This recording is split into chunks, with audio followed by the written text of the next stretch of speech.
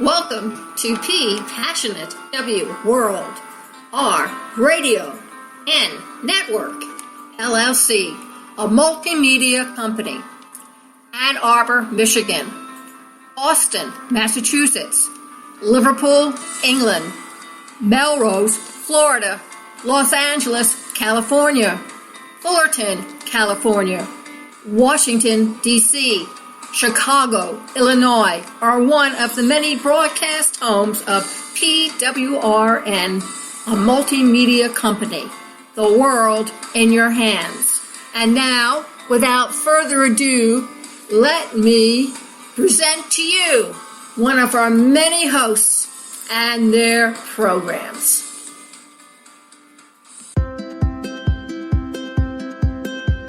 Welcome to the Energy Stoners Cafe. My name is Toni Quest, and I'm really happy that you're here. I like to interview the most interesting people I can find on the planet. So grab a cup of coffee, sit down, relax, and listen. You're going to find that these guests are so intriguing, you'll wonder why you didn't know about them before.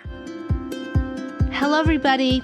Welcome back to the Energy Stoners Cafe. I'm always so appreciative when you come to hear this show. I love doing this podcast, mainly because I get to interview the most incredible people. So tonight, the person I'm interviewing to me is very close to my heart because she's a very, I'd say, mindful person who's very much into wellness. And she's a very selfless individual. That's how I know her. Her name is Lauren Brandstadter, and she's a physical therapist, and she's a wellness practitioner, and she does things, I guess it's a little bit alternative in terms of dealing with the body, the spirit, and the mind. Welcome to the show, Lauren. Thank you so much for coming on, and during this time, it's really important that we talk to people like you. Thanks for having me, Toni. I'm looking forward to our conversation. Not as much as I am. No, seriously. So, Lauren, tell the audience a little bit about how you became a wellness practitioner. I started practicing massage when I was doing PR for fitness magazines in the late 80s. And I also worked doing PR for Psychology Today. So there was an emotional, an intellectual, a psychological, and a physical component to the desire to help people to get past their physical pain. And I decided to go to massage school, and then my practice evolved from there. So people, when they come to you, they know that you're going to be pretty much hands-on with them. Do you find that there's a common denominator among the people that come and visit you?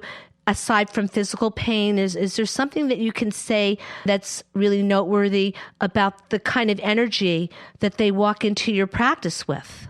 Absolutely. One of the things that I stress to anyone that I speak to about their health and their physical state is that based on all of the information that I've accumulated over the last 30 years of practice, that includes medical as well as esoteric and hands-on modalities, there's usually an emotional or spiritual component that has to be worked through, validated, addressed, and then healed before any real change can occur in the client's body. There's a mindset that has to shift. Tell me about the mindset, because I think a lot of people don't really get that. And so maybe you could sort of elaborate a little bit on that, just so the average person can understand. I'd love to. Louise Hay wrote a book called You Can Heal Your Life. And that was very much a root of how I approached the work that I did.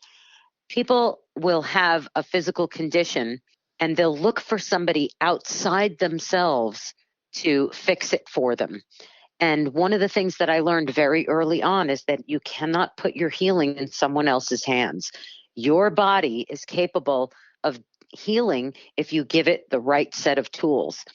And our Western medical culture isn't set up for that. They're diagnosis and prescription oriented.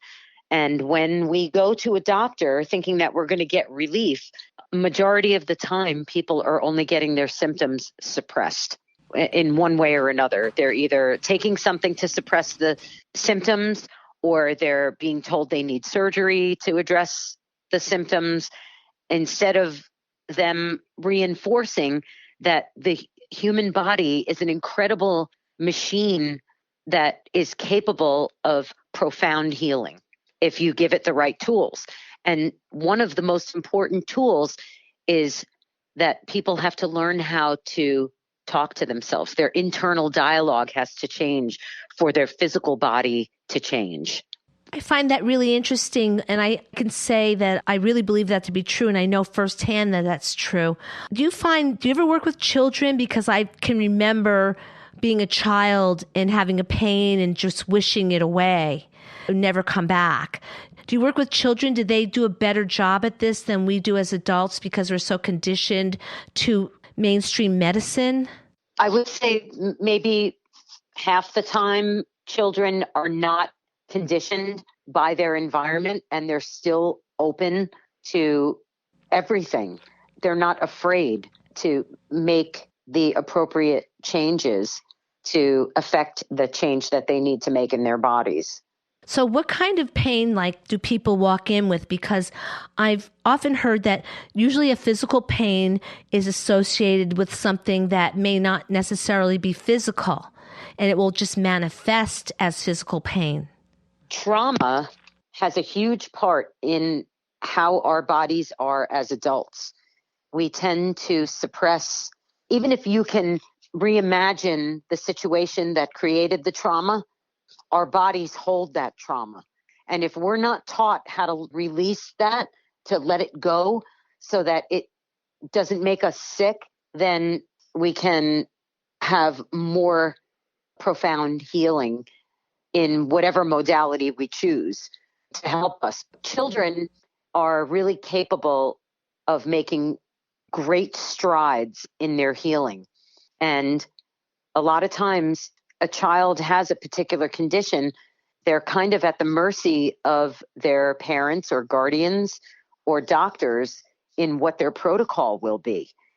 Some parents know that's not the only way, and they seek out other practitioners that can maybe shift that child's perspective or give them something that comes from nature instead of a pharmacy to help them in their healing process.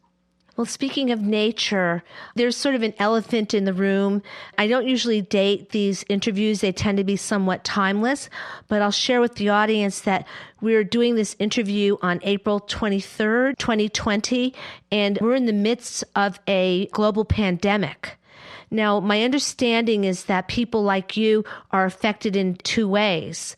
One is economically, but also I imagine that your clientele has more of a need for you than ever. What kind of things do you think would actually manifest during this collective trauma that we're experiencing? Everybody is dealing with it differently, and everybody's situation with regard to it is unique, but yet we're all going through it. Now, I imagine this is why one of the reasons I was really excited about interviewing you, that you could actually maybe address the kinds of physical things that people would go through because of this, outside of just having a headache and a panic attack. So this COVID-19 or coronavirus attacks the lungs. The people that have contracted it have had difficulty breathing, and some people have very mild symptoms and some people have very severe symptoms. But the root of it is that the lungs hold grief. Oh. And when we have a compromised immune system, or if we're not evolved enough to understand that our bodies can heal, and we're holding on to really old grief, and when we have those things that are beyond our control and you don't have any tools with which to move that grief, if you've been holding on to stuff for years and years and years, it manifests in a physical way and it happens fast. And there's also a huge level of grief that we as a country are going through because of our political environment. So there's a lot of people that are very sad about the state of affairs of our country. And the older generation that are more symptomatic with this COVID pandemic, they're the ones that this is affecting the most. Yeah. Between the healthcare system and Social Security and all of these different things that are affecting them in a very powerful way, they're just so sad and they can't get out of that sadness. And so it takes them. Because we're separated collectively and individually, and these older people and even people that are just like me, I'm just living my life here. I feel very isolated, but I'm wondering, what can we do about this? What can we do about this from your point of view? I think people really need to step out of their microcosm. And even though we're being told to stay at home, there are things that we can do. We can drive care packages to the people that we care about. Even if they're not sick, we can drop little notes in a basket of food or, something that you've made for those people so that they know that they're cared for. And there are things that they can read that can help them to be more positive about the situation that we're in. It's like when you're in healing mode, if you are doing all the right things for yourself all day long, you're eating well, you're doing your movement practice, you have your spiritual practice, you take your supplements, you rest enough. And then at the end of the day, before you close your eyes for the night, you're setting the energy for your body to be in parasympathetic mode, which is healing mode. Almost all of our healing happens when we're at rest, when we're sleeping. So if the last thing that you tell yourself before you go to sleep is that it's not going to work, it's not going to work. Everything that you did during that day is negated. And you've already set yourself back several steps in your healing process because the last thing that you told yourself was that it didn't work or that it's not working. It's interesting that it's as simple as that. I imagine that it might be a good idea to have a mantra before you go to sleep. Absolutely. Absolutely. And it doesn't matter what it is, as long as it's positive. Yes. Make sure there are no words that are a derivative of the word no. Exactly. Don't talk about what you don't want. Talk about what you do want. Correct? Exactly. It could be an affirmation. It could be something as simple as I am safe and supported by all that is. Or it could be Om. It could be a prayer. It could be a chant. And you could also listen to binaural beats, the theta meditations, which have no words, which work even if you're not sleeping. They help you to just stay in the flow as opposed to sinking into the abyss. So there are certain brain waves that you can actually manufacture or manifest yourself, or listen to those brain waves and you can manifest healing.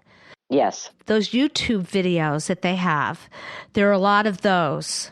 Yes, and they're free. And there are several. There's one that's an 8-hour loop with no commercials, and that one is specifically for healing. And then they have other ones that are like 3 hours, and they're for anxiety or for sleep.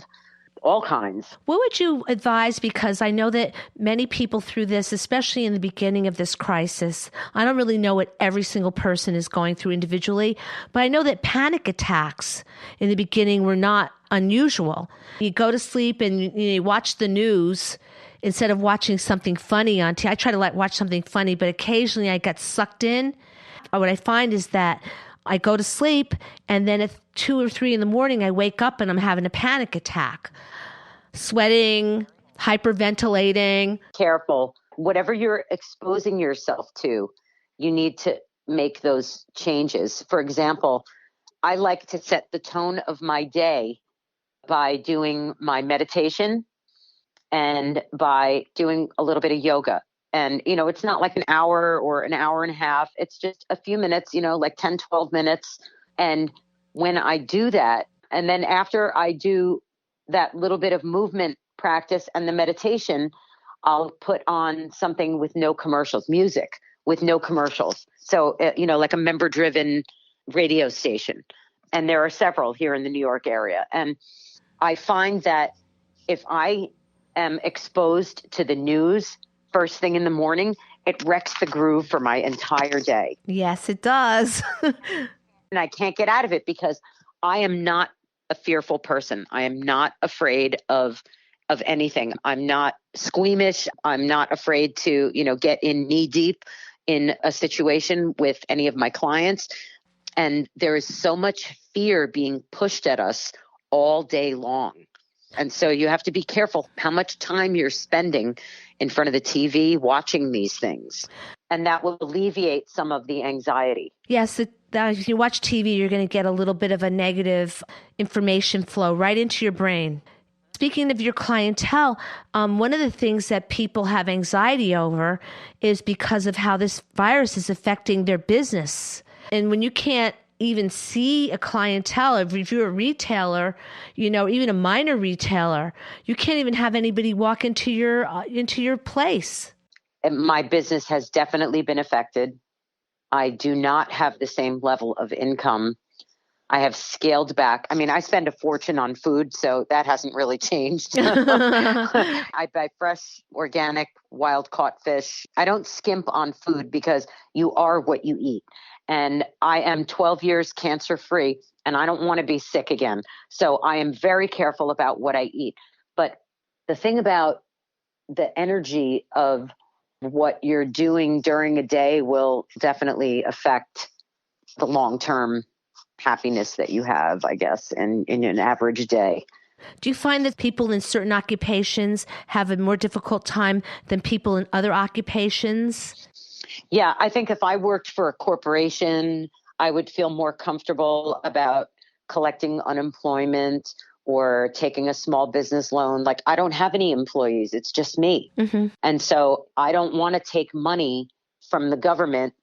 And then, the language in the documents that we are given before we submit all of our information to apply for these grants, they're not really grants because we're all going to have to pay them back. And even though they're at a low interest and that they'll help us through the short term getting through the pandemic, I'm choosing not to do that. And I have been doing a lot of meditation and manifestation work. And I've been manifesting income for myself, whether it's through the sprays that I make or somebody coming for an actual session.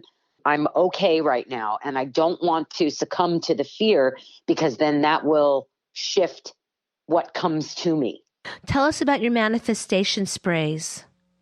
The sprays that I make are not manifestation sprays per se, but I make a spray that clears energy and shifts energy and draws things to us.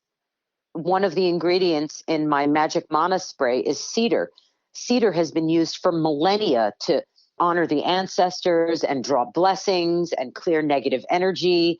And it also repels bugs. I mean, there's so many different aspects to these plants that we have available to us. Only the average person wouldn't necessarily be exposed to that. I've been making a lot of money with my hand sanitizer. I'm making a specific spray that's a hand sanitizer, which has energetic benefits and antimicrobe benefits. Ooh. Antibacterial, antiviral, and antimicrobial. And those have been going like hotcakes. And I've probably given half of my supply away as well as selling the other half. How can one obtain these from you? My website is pacificwindswellness.com, and I'm not set up for a store online yet, but that's something that I've been talking to my designer about because I think it's really necessary now that people have access to things other than hand sanitizers that are out there, because the alcohol and the aloe and whatever natural ingredients are in the hand sanitizers are fine. They're not dangerous for the body at all. But there are other ingredients that they put in these hand sanitizers that affect microphage function in every cell of your body. it makes it so that you actually can't fight off other viruses or bacteria or anything. So if you're not consistently using them, you're just disrupting the body's natural ability to ward off things. I mean, that's why they tell kids to roll around in the dirt when they're little. That's how you build antibodies. Yeah, that's true. I've seen people drop a nipple, like one of those little binkies on the ground, and then pick it up and put it right back in the kid's mouth. And I'm thinking, oh my God, the germs.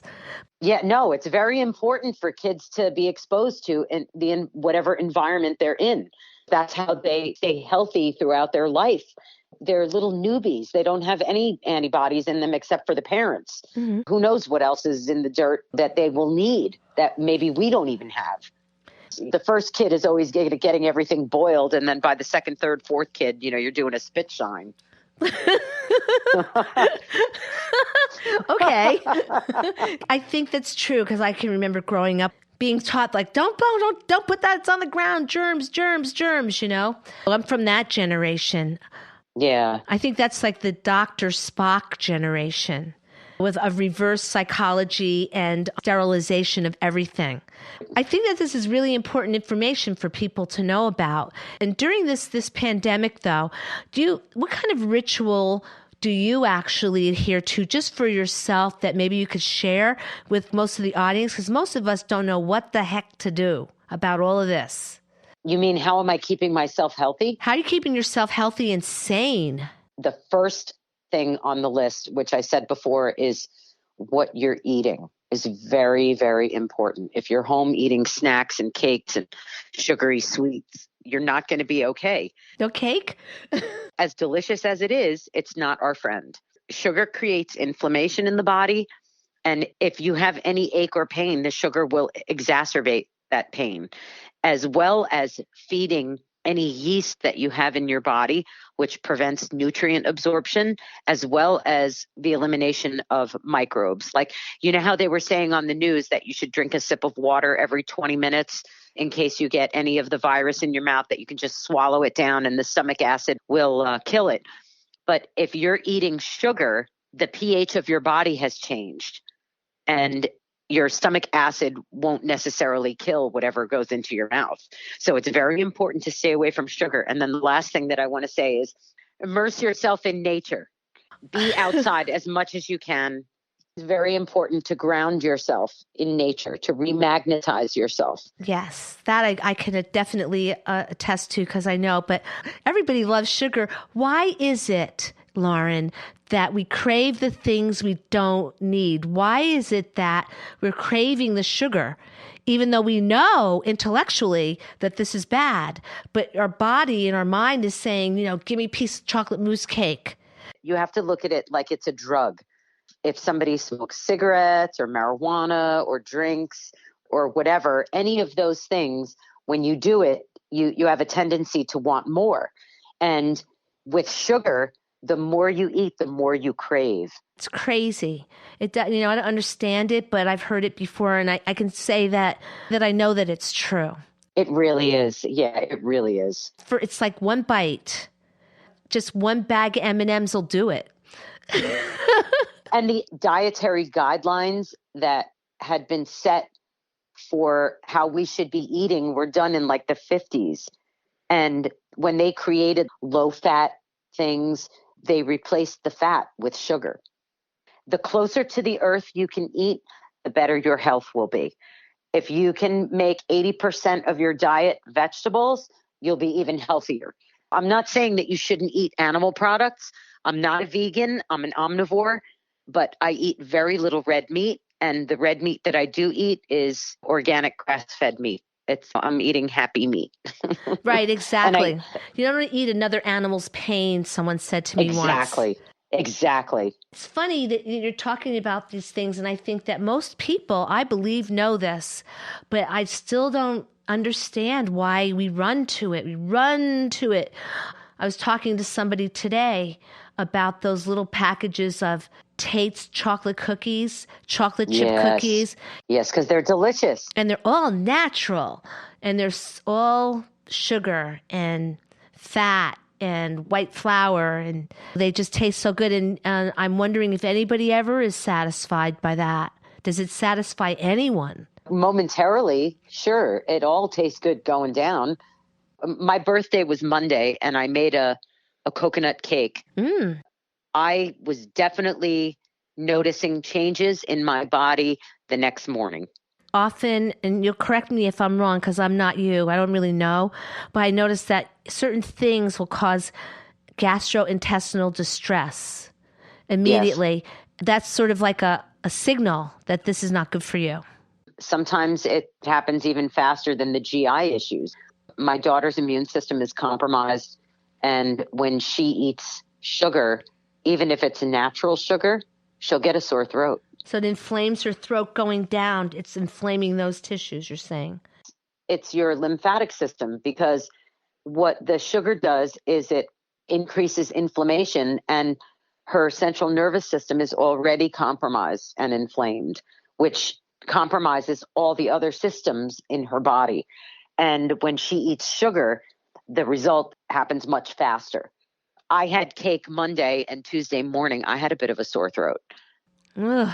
So what is the alternative to it? You know, most people listening right now, I'm not going to say everybody, but I would bet dollars to donuts, without any scientific proof, that most people would enjoy a piece of cake when they're under stress, or a batch of cookies, or a few cookies. Sure, but the whole point is to have a small portion as a treat, not a quarter of a 9-inch cake, or have several pieces, or eat a half a bag of candy, or eat an entire bag of Tate's cookies, or whatever. Like, you know, you really have to practice moderation. Moderation.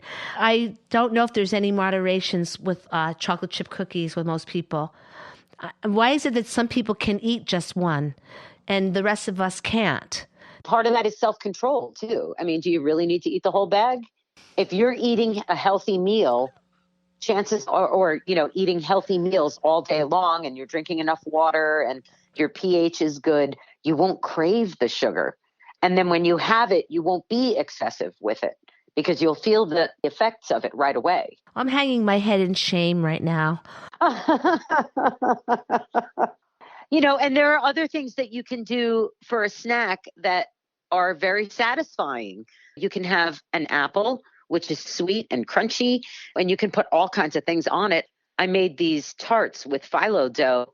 It was apple, ginger, and cranberry, but they were all fresh. It was fresh apples, fresh ginger, fresh cranberry, and I didn't put any sugar in them at all.